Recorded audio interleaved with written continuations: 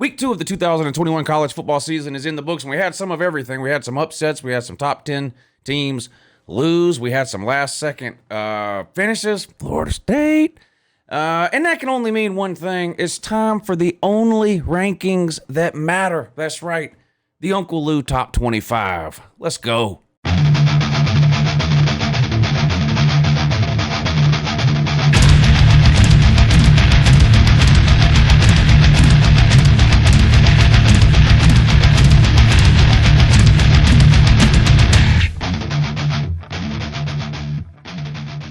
Yeah, good morning in that, though, but it's Uncle Lou here. Yeah, that's right. It's me, Uncle Lou, live for you on LouTube today. Thanks for watching. Really appreciate it also, and in addition to that as well. Hey, subscribe to this channel if you're not already. Did you know I post college football videos almost every single day of the year? It's true. In fact, some of them are even watchable. You can let me know in the comment section of this video if you think this one's watchable or not. That determination is left up to you, the viewer. Also, let me know in the comment section down below what I get wrong, specifically in my top 10. I do a top 25.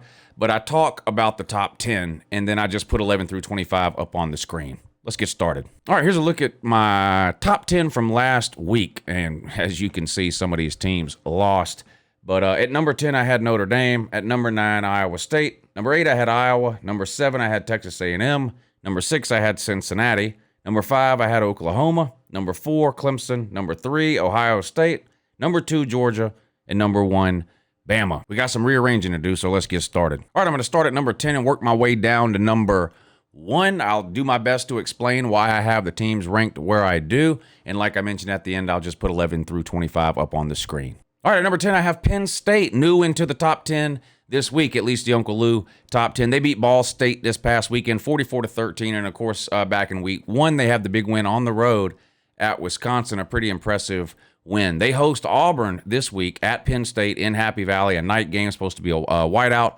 Probably the biggest game of the week. Auburn, not in anybody's top 10 yet, but 2 impressive wins over 2 nobodies. But let's be real, when you play a nobody, the best you can do is blow them out, and that's what Auburn's done. So I think this will be a pretty good game. Auburn going on the road, unfamiliar environment.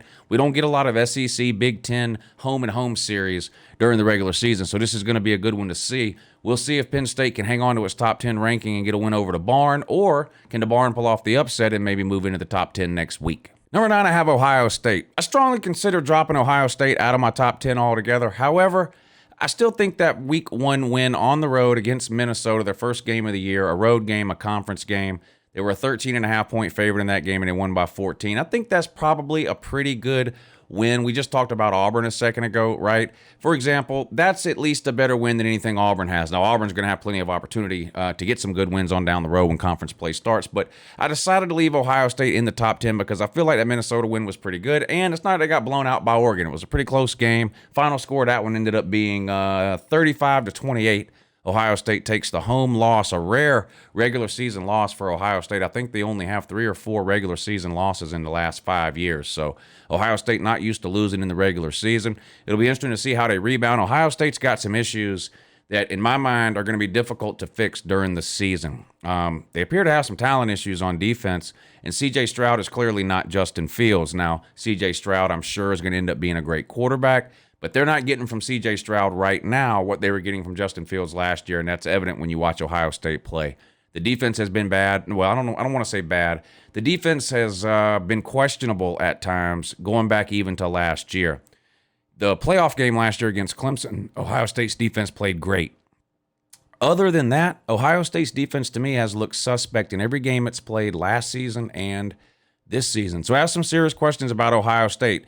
If they continue to play their way they're playing now, I wouldn't be surprised to see Ohio State catch another loss, maybe even 2 more losses in the regular season. It'll be interesting to see how they do, but I've got them at number 9 in this week's poll after losing to Oregon at home last week, and they host Tulsa this weekend. Number 8, I got Texas A&M, and this is another one I struggled on this week. They were in everybody's top 10 in the preseason, and I know that doesn't matter, but still the point is, most people thought Texas A&M was going to be a pretty good team. Now they're undefeated, but they really struggled this past week on the road at Colorado, winning 10-7, and they trailed the majority of that game 7-3. They didn't score a touchdown until the 4th quarter of that game. Now I understand that Haynes King left this game with an injury in the 1st quarter, and they had to put the backup quarterback in. However, It's Colorado. Now, the defense played great. Colorado wasn't able to get anything going offensively really the entire game. The Texas A&M defense managed to hold them in check. But the Texas A&M offense had some serious issues. And Texas A&M, at least I thought, had a really, really good ground game, really good running game. So you would think Haynes King goes out early in this game. They could lean on that ground game to beat a team like Colorado. They've got a Kane or a Chaney, whatever his name is, and, of course, Isaiah Spiller, I think is his name. CJ Spiller played for the Taters years ago, I think. Anyway, it doesn't matter. Point is, they've got two pretty good running backs, and you would think, okay, starting QB goes out early in the game on the road. You're putting a guy in that has never played before, really. Let's lean on the ground game. And Texas A&M really wasn't able to get the ground game going, and it's pretty concerning because when you look at Texas A&M, they've got some pretty difficult games coming up here down the road. Of course, they host Alabama in a few weeks. They've got to play LSU, Ole Miss, Arkansas. They've got a tough slate of games coming up, and they don't figure some things out offensively with or without Haynes King. It's going to be a very disappointing season for Texas A&M. But I've got them at number 8 in this week's poll. They host New Mexico this coming weekend.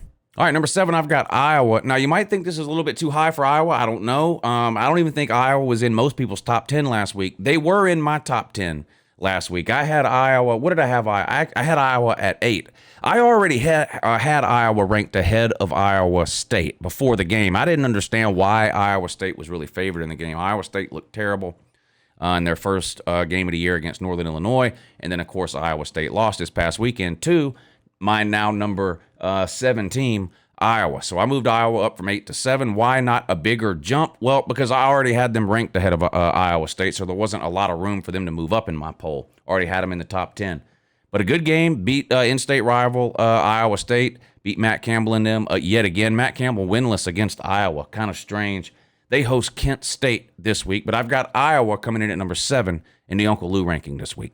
All right, if you're wondering how far up Oregon was going to go in the Uncle Lou poll, you're about to find out. I have the Oregon Ducks at number 6. Big win for Oregon on the road in Columbus, beating the Ohio State Buckeyes. And not just a big win for Oregon, but really a big win for the Pac-12. And the Pac-12's got a couple of marquee wins already this season, right? They've got the big LSU win, or LSU loss to UCLA, the UCLA win, and now an Oregon win over a top 5 Ohio State team. So the Pac-12, at least the perspective or the perception anyway of the Pac-12 right now is probably a little bit better than it has been in the past. The Pac-12 has been losing the majority of these marquee non-con games over the last few years. They got 2 big wins under the belt now with UCLA and Oregon. An impressive win. I had questions about Oregon. They struggled against Fresno State in week 1. Now, Fresno State's a pretty good group of 5 team. Not great. They're no Cincinnati or Central Florida or Boise State or Memphis or anything like that, or hell, even Coastal Carolina for that matter. They're a pretty good group of 5 team, but Oregon struggled, beat them by 1 touchdown. I had picked Oregon to win, Ohio State to win this game, and obviously I was wrong. Oregon tried to lose by throwing the ball in the fourth quarter, which made little to no sense. The ground game was working great for Oregon for the majority of the day, and they had the lead in the fourth quarter. You'd think we'd see more of that run game, try to run the clock out, but for whatever reason, Oregon kept trying to throw the ball around, giving Ohio State chances to get back in the game, but Ohio State couldn't capitalize, and Oregon gets a big win. So I moved them all the way up to number 6 now in my ranking. They weren't in the top 10 last week, so a big jump for Oregon all the way up to number 6. They play something called Stony Brook this weekend. All right, I've got Cincinnati at number 5, another dominating performance by Cincinnati. Now, they struggled early in this game, no question about it. They were down 7-0 in the first half of this game and scored 42 unanswered points to beat Murray State 42-7, their second blowout win in a row. You know, I think Cincinnati's getting to the point now where they're starting to get bored with some of these low-level games. We see this happen to some of the highly ranked teams in the Power 5 sometimes, too. They kind of sleepwalk through the season. And you turn the TV on at halftime of one of these games, and you're like, oh, my, you can't believe the score. And then the better team pulls away in the second half. That's what happened with Cincinnati this past weekend, I think. Now, they've got 2 really big games and 2 important games on their schedule this season against Power 5 teams. And the first one is coming up this weekend on the road at Indiana. Now, this game doesn't seem as difficult maybe as it seemed in the preseason where people were really high on Indiana and thought they were going to have a really good season. And who knows, Indiana could still have a pretty good season. But they got a beating in week 1 from Iowa and have sort of fell under the radar since then. Now, this would still be a good win for Cincinnati, and if Cincinnati's got any hopes or dreams of making a playoff, They need impressive wins over Indiana, and later on down the road, they're going to get a shot at Notre Dame. Those are two games that Cincinnati's absolutely got to win if they've got any chance or hope at making the playoffs this season. I've been impressed with Cincinnati going all the way back to last season. I think they're a legitimate top 10 team. The people who with the who have you played crap, the people that don't understand football, the people that can't watch a game and tell that a team is good unless they're playing another team that they also consider to be good, the football ignorant, I call these people. If you can't watch Cincinnati play football and tell that they're pretty good, something's wrong with you. Does that mean they're going to go undefeated? No. Does that mean they're definitely going to beat Indiana? No. But they're a really good football team. If you haven't seen them play, I suggest you check them out. But I've got Cincinnati at number 5 now in the Uncle Lou ranking after destroying Murray State 42-7. And like I mentioned, they play on the road this week at Indiana. All right, time for the top 4, and I'm just going to show it to you all at once because there's no real big shakeups. I had, of course, my top 5 last week was Bama, Georgia, Ohio State, Clemson, and Oklahoma. Ohio State lost. They're out of the top 5, so I just moved the 4th and 5th ranked team up a spot. So I now have Alabama number 1, Georgia number 2, Clemson number 3, and Oklahoma number 4. I'm not going to argue with anybody about whatever order you want to put these 4 teams in, as long as these 4 teams are your top 4. Even Oregon, who I will agree had an impressive win against Ohio State, I don't think deserves to be ranked ahead of any of these 4 teams in my mind. I think Clemson is better. If Clemson and Oregon played tomorrow, I think Clemson would win. If Clemson and Cincinnati played, I think Clemson will win. So anyway, you get the point. So this is my top 4 here. I've got OU at 4, Clemson at 3, Georgia at 2, Bama at 1. We'll start with Oklahoma. After a disappointing performance the previous week against Tulane, Oklahoma came out and absolutely dominated against something called Western Carolina. They beat them 76-0. So the defense played a good game. I know it was a crap team, but still they somehow managed to tackle this past weekend, which is an improvement over what I saw Oklahoma do against Tulane. The offense did what you expected to do. They went out and scored 1,000,000 points. Spencer Rattler had 5 touchdowns. Oklahoma blows them out 76-0. They get Nebraska this week at home. Nebraska's looking for a way out of that game. This thing's going to be ugly. People are ready to throw Scott Frost under whatever bus happens to be driving by.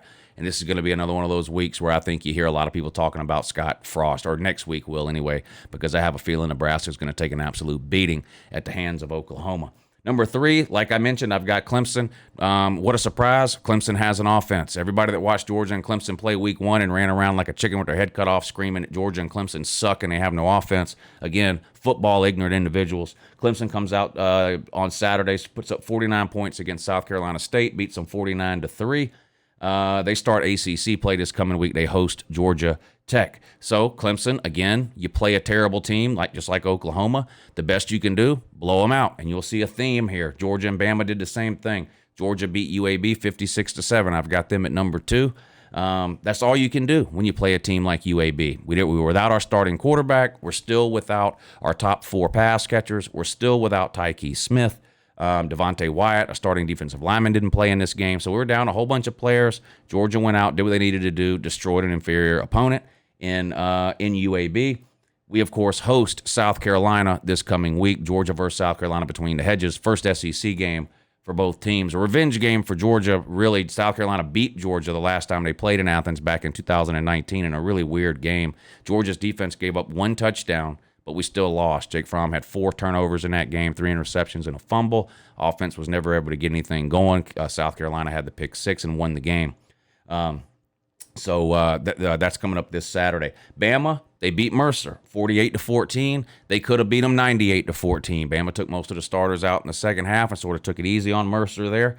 But again, Bama went out, played an inferior opponent, and did what you're supposed to do when you play an inferior opponent. Absolutely dominate them, and that's what Alabama did. They have a big game this week on the road in the Swamp against Florida. Florida's in most people's top 15. You'll see where I have Florida at the end of the video when I show you 11 through 25. Florida's pretty close to cracking my top 10. And, of course, should Florida pull off the upset this week and beat Alabama, they'd be in everybody's top 10 and likely be in everybody's top 5. I don't expect that to happen, and I don't think very many people do. I think Alabama probably wins that game, but we'll talk about that a little bit later in the week. But there you go. That's my top 10. Just to recap, I've got Penn State at 10. I've got Ohio State at 9. I've got Texas A&M at 8. I've got Iowa at 7. Oregon at 6. Cincinnati at 5. Oklahoma at 4. Clemson at 3, Georgia at 2, and Alabama at 1. There it is, the Uncle Lou top 10 ranking for week 3, heading into week 3 now, the college football season. And as promised, here's 11 through 25. Have a good morning.